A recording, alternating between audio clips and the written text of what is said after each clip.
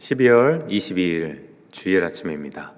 오늘도 주님 말씀과 함께 힘차고 능력 넘치는 하루 되시길 소원합니다.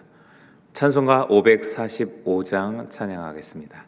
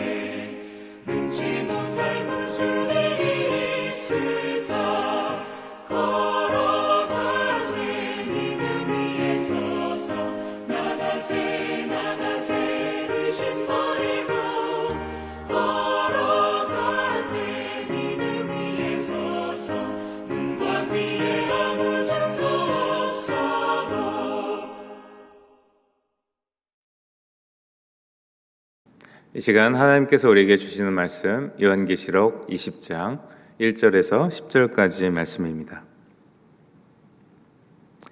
또 내가 보매 천사가 무저갱의 열쇠와 큰 쇠사슬을 그의 손에 가지고 하늘로부터 내려와서 용을 잡으니 곧 옛뱀이요 마귀요 사탄이라.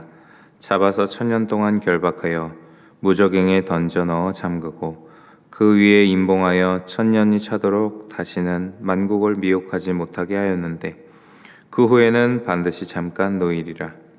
또 내가 보좌들을 보니 거기에 앉은 자들이 있어 심판하는 권세를 받았더라.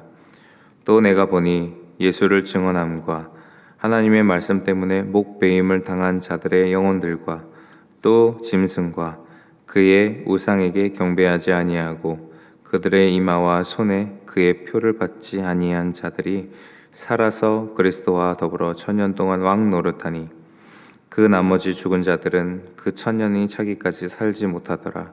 이는 첫째 부활이라. 이 첫째 부활에 참여하는 자들은 복이 있고 거룩하도다. 둘째 사망이 그들을 다스리는 권세가 없고 도리어 그들이 하나님과 그리스도의 제사장이 되어 1000년 동안 그리스도와 더불어 왕 노릇하리라. 1000년이 참에 사탄이 그 옥에서 놓여 나와서 땅의 사방 백성 곧 곡과 마곡을 미혹하고 모아 싸움을 붙이니니 그 수가 바다의 모래 같으리라. 그들이 지면에 널리 퍼져 성도들의 진과 사랑하시는 성을 두르매 하늘에서 불이 내려와 그들을 태워버리고 또 그들을 미혹하는 마귀가 불과 유황 못에 던져지니 거기는 그 짐승과 거짓 선지자도 있어 세세토록 밤낮 괴로움을 받으리라. 아멘.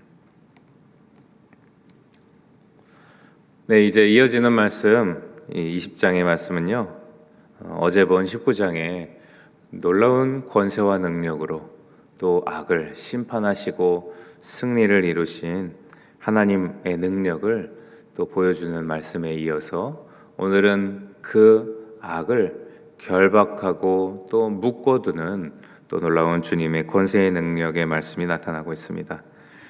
2절 같은 거 보면요, 용을 잡으니 하면서 마귀요 사탄이라 옛뱀이라 천년 동안 결박했다. 악으로 대두되는 바로 그 용, 또 세상, 또 사탄, 마귀, 이 악이 무적행에 던져져서 갇혀버린다. 그리고 3절에는 만국을 미혹하지 못하게 한다. 그 다른 사람들을, 그리고 주의 그리스도의 교회를 미혹해서 혼란스럽거나 믿음에서 떠나지 못하게 또 막으시는 하나님의 권세의 능력을 보여주고 계시죠. 주님의 권능과 또 놀라운 능력이 또 이 악을 어떻게 처리하시는지에서 또 드러나고 있습니다.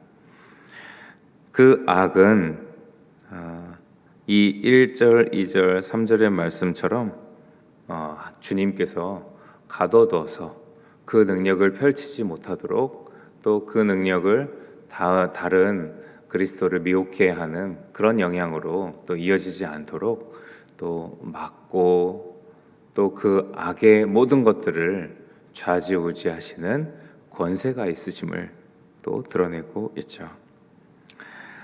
이어지는 또 3절 이후에 그리스도께서는 악을 미혹하지 못하게 천년 동안 가둔다, 이렇게 말하고 있는데요.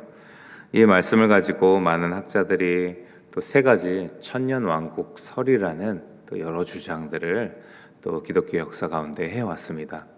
들어보셨는지 모르겠습니다. 이 천년왕국설, 전천년설, 후천년설, 무천년설, 이런 천년왕국. 그러니까 천년왕국이라고 하면 바로 이제 그 뒤에 4절에 이어지는 4절의 마지막 절에 위에 이제 살아서 의인들, 순교자들이라고 할 수 있는 그 살아있는 자들이 그리스도와 더불어 천년 동안 왕노릇한다라는, 천년 동안 왕노릇하는 이 시기를 가지고 세 가지의 그런 해석의 주장들을 했습니다. 여기에 너무 깊이 빠질 필요는 없는데요. 그래도 알고 계시면 그래도 도움이 되실 것 같은데, 세 가지 전천년설이라고 하면 예수님의 재림과 이 천년 왕국이 어떤 순서와 또 어떤 관계로 이루어지는지를 말하고 있습니다. 전천년설은 이런 천년 왕국, 이 성도들이 또 풍요와 또 안녕을 누리며 평화롭게 왕노릇하는 천년 왕국이 이루어지기 전에 예수님이 재림한다라는 주장을 하는 설입니다. 그래서 예수님이 재림하시고 이 모든 또 심판들이 이루어지고 나서 성도들이 평화롭게 왕노릇한다라는 거죠. 그런데 이제 이거에서도 이런저런 또 문제점들이 있습니다. 이렇게 볼 수 있는 말씀을 가지고 해석하는 주장인데, 이것은 말씀을 있는 그대로만 읽습니다. 문자주의 해석이라고 하죠. 말씀 순서 이런 것들을 그대로 읽어서 정말 이렇게 주님께서 세상의 악을 심판하시고 없애버리고 또 다시 재림하셔서 또 우리가 정말 평안한 천국, 또 하늘나라의 안식을 누릴 것이다, 이렇게 그냥 말씀 그대로 문자적으로만 이해해서 아주 큰 문제들을 낳는데요. 1992년에 다미선교회라는 아주 사이비 종교에서 휴거, 종말을 막 주장하면서 사람들을 현혹시켰던 사건이 있습니다. 즉, 이 천년 왕국의 설을 문자 그대로만 이해하면서 휴거, 즉 예수님이 그리스도로 이 땅에 다시 재림하실 때 나타나는 그런 확실하게 알 수도 없는 그런 휴거라는 것이 있을 것이라고 주장하면서 우리가 다 가진 것 다 바치고 천년 왕국을 준비하자 하면서 사람들에게 돈을 갈취하고 또 일상생활에서 떠나고 가족에서 멀어지게 하고 아주 사회적으로 큰 문제를 일으키게 됐었죠. 그들이 얘기했던 1992년에 10월 28일인가요? 그날 휴거날이라고, 이 세상이 종말하고 이제 그리스도께서 재림한다, 이런 주장을 했던 그 일은 전혀 일어나지 않았습니다. 그만큼 전천년설이라는 말씀의 해석도 이렇게 볼 수도 있겠다 싶지만 건강하고 올바른 해석은 아닐 것입니다. 또 두 번째로, 그러면 후천년설, 반대로 이 천년왕국이 먼저 임하고 그 다음에 예수님이 재림한다라는 이런 설도 있는데요. 이것도 마찬가지로 말씀을 통해서 그렇게 이제 보지만, 또 사람들의 너무 그냥 또 편안함이나 또 사람들의 입장이나 환경만 좀 많이 배려하는 좀 인본주의적인 그런 해석의 느낌도 있고요. 그래서 천년왕국 이후에 이 교회가 황금기를 누리고 그 이후에 예수님이 재림하신다라는 후천년설도 또 완벽한 이 말씀의 해석이라고 하긴 어렵습니다. 그러면 전천년, 후천년설도 아니고 무천년설을 주장하는 또 주장도 있는데요. 무천년설은 어떤 천년이라는 그런 특정한 어떤 기간이 별도로 있는 게 아니라 예수님이 이 땅에 오시고 또 예수님이 십자가에 달려 돌아가시고 승천하셔서 다시 오실 때까지, 즉 예수님의 초림과 예수님의 재림까지의 기간이 상징적인 천년의 시간이다 라면서, 그 천년의 시간 동안 이 땅의 교회가 또 주님과 함께 또 안녕과 평안과 또 왕노릇의 은혜를 누린다라는 또 주장이 있습니다.